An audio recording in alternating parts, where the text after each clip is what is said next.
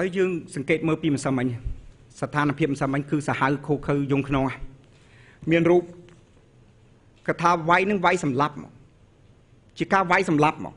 xong bay ta đua hay nơi ta bật thèm tiệt cái thà kia đang khluôn nơi bật thèm tiệt dươngเป็น net មើ ខ្ញុំមិនដែលឃើញបាទអំពើខូខើយងក្នុងរបៀបនេះខ្ញុំសូមជម្រាបជូនសម្ដេចដៃជោនាយករដ្ឋមន្ត្រីខ្ញុំចាំបានប្រសាសន៍ផងគាត់ជួបជាមួយថ្នាក់ដឹកនាំនៃគណៈបកផ្សេងដែលសុំចូលរួមសុំដូរគណៈបកមកចូលរួមជាមួយគណៈបកប្រជាជនកម្ពុជាសម្ដេចលោកបានមានប្រសាសន៍ច្បាស់ប្រាប់ទៅឯកឧត្តមមួយចំនួននឹងប្រាប់ថាលោកចង់ដូរគណៈបកមកគណៈបកយើងខ្ញុំសូមជៀសវាងកុំឲ្យប្រើអំពើហិង្សាកុំឲ្យមានការគុំគួនចំពោះអតីតគណៈបកខ្លួនឯងខ្ញុំអត់ចង់និយាយថាបុគ្គលណាទេតាមពិតខ្ញុំដឹងថាមានឯកឧត្តមមួយចំនួនហើយខ្ញុំដឹងច្បាស់ថាជាអ្នកណាលោកបានណែនាំចឹងមកថាបដូរគណៈបកកុំឲ្យសងសឹកកុំឲ្យខឹងគុំគួនអតីត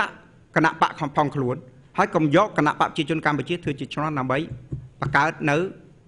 ទំនាស់គំនុំគេថាណែនាំស្រាប់មកគឺស្រេចហើយលោកបានមានប្រសាសន៍ប្រាប់ខ្ញុំថាជៀសមិនផុតពីការធ្វើការជាមួយគ្នាទេពីព្រោះរឿងផ្នត់គំនិតអ្នកនយោបាយចឹងបានថាគណៈបកប្រឆាំងលោកនៅអត់ទាន់យល់ទៅនឹងសំឡេងឆ្នោតប៉ុណ្ណឹងលោកឯងចង់ឲ្យមានអត់លោកឯងមានគេមានលោកឯងមានអត់គណៈបកប្រជាជនមានលោកឯងយ៉ាងម៉េចកើតគណៈបកប្រជាជនលោកយល់ទៅនឹងសម្ដេចដេជោលោកយល់ទៅនឹងចឹងបានលោកប្រាប់ថាមិនអាចជៀសផុតពីការមើលមុខគ្នាបានទេឥឡូវយើងនិយាយទៅក្នុងសភាគណៈចូលប្រជុំសភារដ្ឋាភិបាលអញ្ជើញចូលទៅការពារច្បាប់ដាច់ខាតត្រូវជួបជាមួយអាដាមលោកជំទាវដែលជាតំណាងរាស្ត្ររបស់គណៈបកប្រឆាំងនៅក្នុងនោះអញ្ចឹងអាដាញ់ឃើញមុខគ្នាជាយ៉ាងម៉េចទៅมันអាចធ្វើជាសត្រូវបានទេល្មមចាស់ចិត្តចាស់កំណត់មកជួហើយបាទនេះជាចំណុចមួយដែលខ្ញុំសូមផ្ដាំផ្ញើត្រឡប់ទៅវិញ